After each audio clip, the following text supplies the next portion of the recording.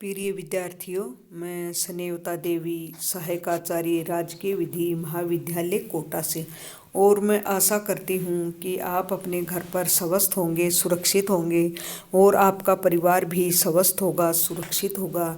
इन्हीं शुभकामनाओं के साथ शुरू करते हैं आज का टॉपिक पर्यावरण विधि में। पर्यावरण विधि में जैसा कि अपना चल रहा है वायु प्रदूषण एवं निवारण नियंत्रण अधिनियम 1981, और इसके अंतर्गत अपन ने सेक्शन 20 पढ़ लिया, सेक्शन 21 भी पढ़ लिया। और इससे पहले अपन ने केंद्रीय बोर्ड की शक्तियाँ क्या हैं, केंद्रीय बोर्ड का गठन क्या है, राज्य बोर्ड का गठन क्या है, ये सब अपन देख चुके हैं। तो आज का टॉपिक अपन पर्यावरण विधि में सेक्शन 22 पढ़ेंगे। देखते हैं इसके अंतर्गत क्या क्या है। पर्यावरण शब्द तो शुरू से ही सुनते आ रहे हैं, जब से छोटे थे, तीसरी चौथी पाँचवीं से पढ़ते आ रहे हैं। लेकिन अब क्या है, अपन विधि के विद्यार्थी, आप विधि के विद्यार्थी हो तो थोड़ा सा उससे हटके पढ़ना है और इस चीज़ को समझना भी है कि देश में आज सबसे बड़ी समस्या ये जो अपना क्लाइमेट चेंज हो रहा है, ये सबसे बड़ी समस्या है। जो कि प्रदूषण हो रहा है, ये भी सबसे बड़ी समस्या है।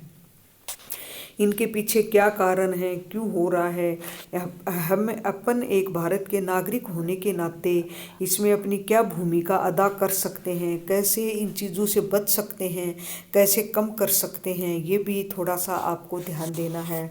तो अधिनियम की धारा 20 के अनुसार कोई भी व्यक्ति जो किसी वायु प्रदूषण नियंत्रण क्षेत्र में किसी औद्योगिक संयंत्र का परिचालन कर रहा है, मतलब वायु प्रदूषण नियंत्रण क्षेत्र घोषित किए जाते हैं, जो कि राज्य सरकार द्वारा, राज्य बोर्ड द्वारा वायु प्रदूषण नियंत्रण क्षेत्र घोषित करने के बाद यदि उस क्षेत्र में वहाँ मानक निर्धारित कर दिए जाते हैं कि इससे ज़्यादा यदि वायु ऐसी हवा वगैरह निकलेगी जो कि वायु को प्रदूषित करेगी, और यदि उस क्षेत्र में कोई औद्योगिक संयंत्र चला रहा है और वह धारा 17 जो कि पीछे है कि उपधारा 1 खंड 6 के अधीन राज्य बोर्ड द्वारा निर्धारित स्तर से अधिक वायु प्रदूषकों के निस्सरण का व्यवन न करेगा, मतलब एक जो 17 के अंतर्गत जो वायु के मानक निर्धारित कर दिए गए हैं प्रदूषण के, यदि उस प्रदूषण जो मानक निर्धारित करने के पश्चात इस प्रकार से औद्योगिक संयंत्र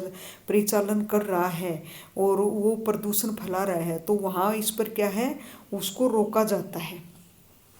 सेक्शन 22 का क्या कह रहा है कि यह धारा वायु प्रदूषण कब जोड़ी गई, पहले तो ये देख लेते हैं।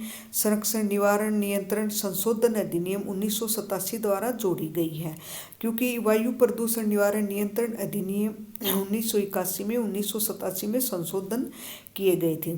इसमें क्या किया, राज्य बोर्ड को ये शक्ति प्राप्त है कि वह किसी औद्योगिक संयंत्र से वायु प्रदूषकों के उत्सर्जन को रोकने के लिए न्यायालय को आवेदन कर आदेश प्राप्त कर सके। मतलब किसको दी गई है ये शक्ति, ये एक सेक्शन धारा 22 का जोड़ दी गई है, और इसके तहत किसको पावर दे दिए गए हैं, राज्य बोर्ड को। राज्य बोर्ड को ये पावर दे दिए गए हैं कि किसी भी औद्योगिक संयंत्र से वायु प्रदूषकों से उत्सर्जन को रोकने के लिए न्यायालय में क्या करेंगे, आवेदन करेंगे। क्या क्या प्रक्रिया है सब अपनाएंगे, और आवेदन प्राप्त करने के पश्चात उससे आदेश प्राप्त कर सकें, कि आदेश प्राप्त करेंगे कि अब क्या क्या रूल रेगुलेशन क्या लागू करना है, क्या वहाँ से उन क्षेत्रों को हटाना है या रखना है, क्या वो जो मानक निर्धारित किए गए हैं या रूल रेगुलेशन जो भी बनाए गए हैं क्या उनका पालन हो रहा है, नहीं हो रहा है।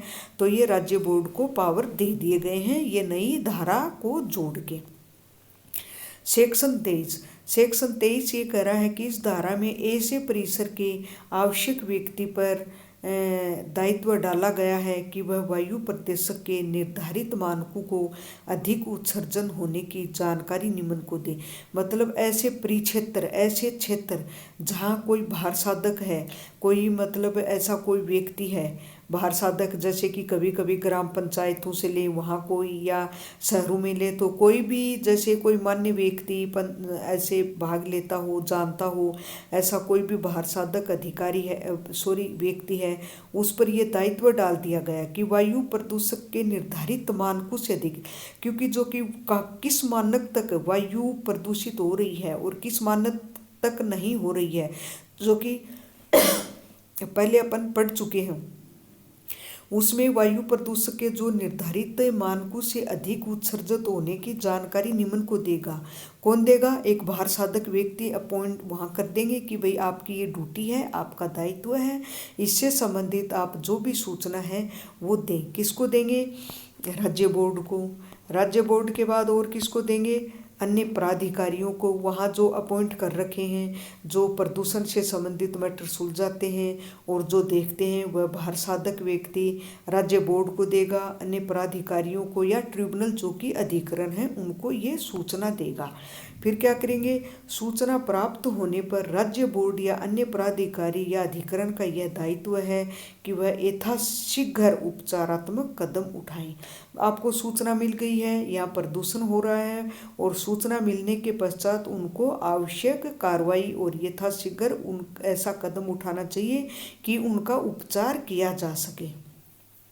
इन उपचारात्मक कदमों में यदि कोई व्यय भी करना पड़े, मतलब यदि इन उपचारात्मक कदमों में कोई खर्चा भी होता है तो उन व्यय को ब्याज सहित संबंधित व्यक्ति से, संबंधित व्यक्ति कौन? जो कि वो प्रदूषण फैला रहा है, जो मानक निर्धारित किए गए हैं उनका वायलेशन उल्लंघन कर रहा है, भू राजस्व या लोक मांग की बकाये की तरह वसूल की जा सकेगी। अब भू राजस्व, लोक मांग बकाया जो कि अपन लैंड लॉ में LLB फर्स्ट ईयर में पढ़ चुके हैं, फर्स्ट सेमेस्टर में, तो ये क्या है? ये समस्त एक प्राधिकारी भी है जो कि किस किस को भार साधक व्यक्ति सूचना देगा, और कहाँ कहाँ जो मानक निर्धारित किए गए हैं उनसे संबंधित ये इसमें प्रावधान है। और मैं आशा करती हूँ कि आपके ये टॉपिक समझ में आया होगा, और इन्हीं शुभकामनाओं के साथ आप सभी को धन्यवाद।